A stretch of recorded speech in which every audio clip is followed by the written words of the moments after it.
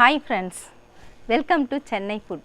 நம்ம ஐஸ்கிரீம் செய்யணும்னா பல விதமாக செய்வோங்க. பழங்களை பயன்படுத்தி செய்வோம். ஆனால் புது விதமாக தேங்காயை பயன்படுத்தி கோகனட் ஐஸ்கிரீம் ரொம்ப டேஸ்டியாக ஈஸியாக எப்படி செய்கிறதுன்னு பார்க்க போகிறோம். வாங்க பார்க்கலாம்.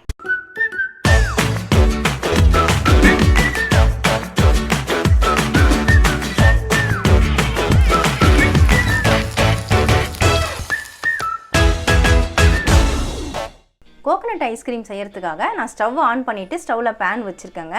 நான்ஸ்டிக் பேன் இருந்தால் அதை பயன்படுத்திக்கோங்க, இல்லைனா அடிகனமான பாத்திரம் பயன்படுத்திக்கோங்க. நான் 1/2 லிட்டர் அளவுக்கு பால் எடுத்திருக்கேன். அந்த பால் இதில் ஊற்றிக்கலாம். இந்த பாலில் சுத்தமாக தண்ணி சேர்க்கக்கூடாது. இந்த பால் நல்லா காஞ்சி கொதிக்கணும். அந்த அளவுக்கு காய வச்சுக்கோங்க.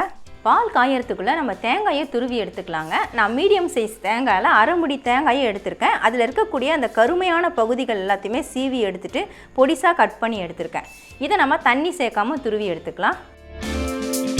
தேங்காயை இந்த மாதிரி நல்லா நைஸாக துருவி எடுத்துக்கோங்க. நம்ம கிரைண்டரில் துருவினா பெருசாக இருக்கும், அதனால தான் நான் மிக்ஸி ஜாரில் துருவிருக்கிறேன். சப்போஸ் உங்களுக்கு துருவி சேர்க்கறது பிடிக்கலனா கொஞ்சமாக நீங்கள் பால் சேர்த்துட்டு நைஸாக பேஸ்ட் மாதிரி கூட அரைச்சி எடுத்துக்கலாம். இது அப்படியே இருக்கட்டும். அடுத்ததாக நம்ம கார்ன்ஃப்ளவர் மிக்ஸ் பண்ணிக்கலாம். நான் 2 டேபிள் ஸ்பூன் அளவுக்கு கார்ன்ஃப்ளவர் எடுத்திருக்கேன். இதில் நம்ம பால் சேர்த்துட்டு மிக்ஸ் பண்ண போகிறோம். நான் 4 டேபிள் ஸ்பூன் அளவுக்கு பால் சேர்க்குறேன். பால் சேர்த்துட்டு நல்லா கலந்து விட்டுக்கோங்க. இந்த மாதிரி ஃபோர்க் ஸ்பூன் பயன்படுத்துனீங்கன்னா ஈஸியாக மிக்ஸ் பண்ணிடலாம். நம்ம பால் காயறதுக்குள்ளே இது எல்லாத்தையும் நம்ம ரெடி பண்ணி வச்சுக்கிட்டோம்னா ஐஸ்கிரீம் ரொம்ப சீக்கிரமாகவே நம்ம ரெடி பண்ணிடலாம். கட்டிகள் இல்லாமல் நல்லா கலந்துக்கோங்க. கட்டிகள்லாம் இல்லாமல் இந்த மாதிரி லிக்விடாக நல்லா கலந்து எடுத்துக்கோங்க. ஸ்டவ்வில் வச்ச பால் பாருங்கள் நல்லாவே காஞ்சிட்டு இப்போ நல்லா கொதிச்சிட்ருக்குது. இந்த பாலில் பாருங்கள் எவ்வளோ ஆடை வந்திருக்கு. இது எல்லாத்தையுமே சேர்த்து நல்லா கலந்து விட்டுக்கோங்க. இப்போ நம்ம சர்க்கரை சேர்த்து விட்டுக்கலாம். நான் 75 கிராம் அளவுக்கு சர்க்கரை எடுத்திருக்கேன். அதை இதில் சேர்த்துக்கிறேன். நீங்கள் எவ்வளோ பால் எடுக்கிறீங்களோ அதை பொறுத்து சேர்த்துக்கோங்க. சர்க்கரை நல்லா கரையணும். இப்போ சர்க்கரை நல்லாவே கரைஞ்சிருச்சு. நம்ம ரெடி பண்ண அந்த கார்ன்ஃப்ளவர் மிக்ஸ் அதை இதில் சேர்த்துக்கலாம். கார்ன்ஃப்ளவர் நல்லா கலந்து விட்டுட்டு சேர்த்துக்கோங்க, இல்லைனா அடியில் தங்கிடும். கார்ன்ஃப்ளவர் சேர்த்துட்டு நல்லா ஒரு முறை கலந்து விட்டுக்கோங்க. நல்லா திக்காக ஆரம்பிக்கும். ஸ்டவ்வை நீங்கள் மீடியம் ஃப்ளேமில் வச்சுக்கோங்க, இல்லைனா லோ ஃப்ளேமில் கூட வச்சுட்டு பொறுமையாக நீங்கள் செஞ்சுக்கலாம்.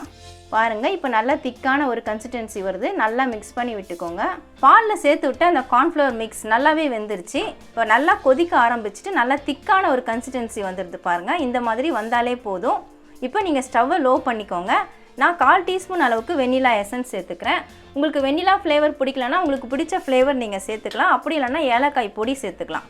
இதை சேர்த்துட்டு நல்லா கலந்து விட்டுடுங்க. கடைசியாக நம்ம துருவி வச்ச இந்த தேங்காய் துருவல் அதையும் இதில் சேர்த்துக்கலாம். சேர்த்துட்டு நல்லா கலந்து விட்டுக்கோங்க. உங்களுக்கு துருவலாக சேர்க்கறது பிடிக்கலன்னா நீங்கள் தேங்காய் பால் எடுத்துகிட்டு கூட நீங்கள் சேர்த்துக்கலாம். தேங்காய் துருவல் சேர்த்ததுக்கப்புறம் பாருங்கள் இன்னும் நல்லா திக்காயிடுச்சு. ஒரு 1 நிமிஷம் அப்படியே விட்டுடுங்க. விட்டுட்டு நம்ம ஸ்டவ் ஆஃப் பண்ணிக்கலாம். தேங்காய் துருவல் சேர்த்து 1 நிமிஷம் போல் நல்லா கொதிக்க விட்டால் போதுங்க. இந்த தேங்காய் நல்லா வெந்து பாருங்கள் நல்லா திக்கான கன்சிஸ்டன்சி வந்துருச்சு. இப்போ ஸ்டவ் ஆஃப் பண்ணிடலாம். இது நல்லா ஆறணும்.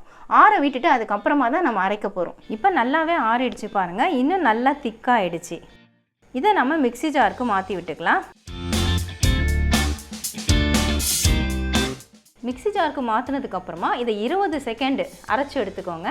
இந்த மாதிரி அரைச்சி எடுத்துக்கோங்க. நல்லா க்ரீமியாக ரெடியாக இருக்குது பாருங்கள். நுரைச்சிக்கிட்டு இருக்குது. இது நீங்கள் எந்த பாக்ஸில் ஐஸ்கிரீம் ரெடி பண்ணுறீங்களோ அந்த பாக்ஸ்க்கு மாற்றி விட்டுக்கோங்க. இந்த பாக்ஸை நல்லா டைட்டாக மூடி போட்டு வச்சுருங்க. 3 மணி நேரம் ஃப்ரீசரில் வச்சுருங்க. ஐஸ்கிரீமை நான் 3 மணி நேரம் ஃப்ரீஸ் பண்ணி எடுத்துருக்குறேங்க. இப்போ பார்த்தீங்கன்னா ஓரளவுக்கு நல்லாவே செட் ஆகிருக்குது. இருந்தாலும் இதை நம்ம மறுபடியும் அரைக்கணும். நிறைய பேர் கமெண்டில் கேட்டிருந்தீங்க எதுக்கு திரும்ப அரைக்கணும்னு சொல்லிட்டு. 2 தடவை நம்ம அரைச்சி செய்யும்பொழுது ஐஸ்கிரீம் நல்லா க்ரீமியாக கிடைக்கும். நல்லா சாஃப்டாக கடையில் விற்கிற அதே டேஸ்ட்டில் நமக்கு கிடைக்கும். இப்போ இதை நான் மிக்ஸி ஜாருக்கு மாற்றிக்கிறேன். சப்போஸ் நீங்கள் மிஷின் பிளெண்டர் யூஸ் பண்ணி நல்லா ரெடி பண்ணிங்கன்னா நீங்கள் செகண்ட் டைம் அரைக்க வேண்டிய அவசியம் இருக்காது. அரைச்சதுக்கப்புறம் பாருங்கள் நல்லா க்ரீமியாக சாஃப்டாக ரெடி ஆகிருக்குது. இது நீங்கள் எந்த பாக்ஸில் ஐஸ்கிரீம் ரெடி பண்ணுறீங்களோ அதில் மாற்றி விட்டுக்கோங்க. டைட்டாக மூடி போட்டு விட்டுடுங்க. 8 மணி நேரம் இதை நம்ம ஃப்ரீசரில் வச்சு எடுக்கணும். கோகனட் ஐஸ்கிரீமை நான் 8 மணி நேரம் ஃப்ரீசரில் வச்சு எடுத்துட்டேங்க. நான் இப்போ மூடி ஓப்பன் பண்ணிடுறேன். ஐஸ்கிரீமை எடுத்துகிட்டு ஒரு ஃபியூ செகண்ட்ஸ் நீங்கள் வெளியே வச்சுட்டு அதுக்கப்புறமா ஸ்கூப்பர் வச்சு எடுத்திங்கன்னா ரொம்ப சுலபமாக இருக்கும். அப்படி ரொம்ப கஷ்டமாக இருந்துச்சுன்னா நீங்கள் ஹாட் வாட்டரில் ஸ்கூப்பரை நனைச்சிட்டு அதுக்கப்புறமா எடுங்க. நான் இந்த மாதிரி ஸ்கூப்பர் தான் பயன்படுத்துகிறேன். சப்போஸ் உங்கள்கிட்ட ஸ்கூப்பர் இல்லைன்னா குழிக்கரண்டியை கூட பயன்படுத்திக்கலாம். இந்த மாதிரி ஸ்கூப்பர் வச்சு எடுத்துகிட்டு நம்ம சர்விங் பவுலுக்கு மாற்றிக்கலாம்.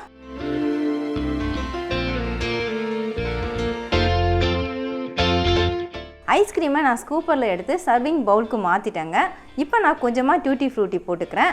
இது போட்டு சாப்பிடும்பொழுது நல்லா டேஸ்டியாகவும் இருக்கும், பார்க்குறதுக்கு நல்லா கலர்ஃபுல்லாகவும் இருக்கும். அவ்வளவுதான் ஃப்ரெண்ட்ஸ், வீட்டில் இருக்கக்கூடிய பால், சர்க்கரை, தேங்காயை பயன்படுத்தி ரொம்ப டேஸ்டியாக க்ரீமியாக நம்ம ஐஸ்கிரீம் ரெடி பண்ணி கொடுத்துட்டோம். உங்கள் வீட்டில் குட்டீஸ் கேட்டாங்கன்னா நீங்கள் வீட்டிலே ரெடி பண்ணி கொடுக்கலாம். இனிமேல் கடையில் வாங்கி கொடுக்க வேண்டிய அவசியம் இருக்காது. ரொம்ப சுலபமாக செய்யக்கூடிய இந்த கோகனட் ஐஸ்கிரீமை நீங்களும் கண்டிப்பாக ட்ரை பண்ணி பாருங்கள். தேங்காயை பயன்படுத்தி ரொம்பவே டேஸ்டியான சுலபமான ஐஸ்கிரீம் எப்படி செய்கிறதுன்னு வீடியோவில் பார்த்துருப்பீங்க. நீங்களும் கண்டிப்பாக ட்ரை பண்ணி பாருங்கள். உங்கள் வீட்டில் இருக்கக்கூடிய குட்டீஸ்க்கு ரொம்பவே பிடிக்கும், கண்டிப்பாக விரும்பி சாப்பிடுவாங்க. உங்களுக்கு இந்த வீடியோ பிடிச்சிருந்தா லைக் பண்ணுங்கள், ஷேர் பண்ணுங்கள், சப்ஸ்கிரைப் பண்ணுங்கள். பக்கத்தில் இருக்க பெல் ஐக்கானை கிளிக் பண்ணிக்கோங்க. அதில் ஆல்னு ஒரு ஆப்ஷன் காட்டும், அதையும் கிளிக் பண்ணிக்கோங்க. நன்றி, வணக்கம்.